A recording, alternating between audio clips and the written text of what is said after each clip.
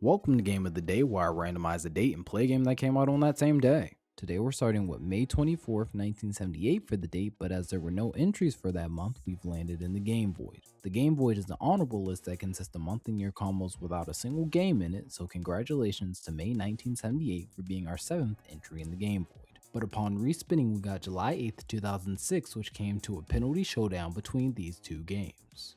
It all comes down to this. Premier wins with the mic while Banca is victorious over the 7806 Cup with the miss. Premier runs, winds, twists, and ends it.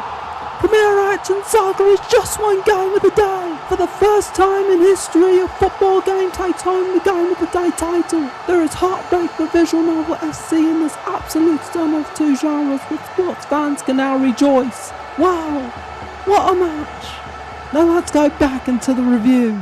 Premier Action Soccer released on Game Boy Advance as an unlicensed tie-in game for the 2006 World Cup. It featured 3 modes with friendly matches, the World Cup, and a penalty shootout. First, starting with friendly matches, there are 32 different countries you could choose to play with, each having players whose names were clear parodies of actual players. After that, you were shown different settings like the difficulty, match length, and injury time, with there also being settings for visuals like the mini-map field, a clock, and the camera angle, which I personally picked the overview one as the default felt pretty restrictive. Once you had all that sorted, you were then thrown into the deepest part of the game, which was team preparation, as you could edit your lineup, give players tasks like choosing the captain and free kicker, pick between 20 different formations, set a team strategy, and even give players individual tasks like changing their position, offensive and defensive mindset, or which opponent to follow on the pitch. With all that being said though, it was time to get into the actual gameplay, which was a lot simpler as the controls of offense consisted of an aftertouch, passing, and shooting, while for loose balls or defense you could just sprint or slide. The computer wasn't the brightest though, as it'd have defenders stand still and wait to be triggered to follow the ball or glitch in place, but offensively the computer's AI was solid enough to make up for it. Moving on to penalty shootout, there wasn't much to write home about, as you and the computer took turns taking penalty kicks, and that was pretty much it. But finally, for the World Cup mode, you picked a country and you could change or randomize the groups, which by default were the same as the actual 2006 World Cup before starting your journey. There were 3 qualifier matches where you could see each group's records or the schedule for the week before heading into the 16-team tournament if you qualified. In typical red, white, and blue fashion, I chose the US to avenge them and absolutely swept the tournament, with the ending displaying a spinning World Cup trophy along with the top 3 teams in the tournament.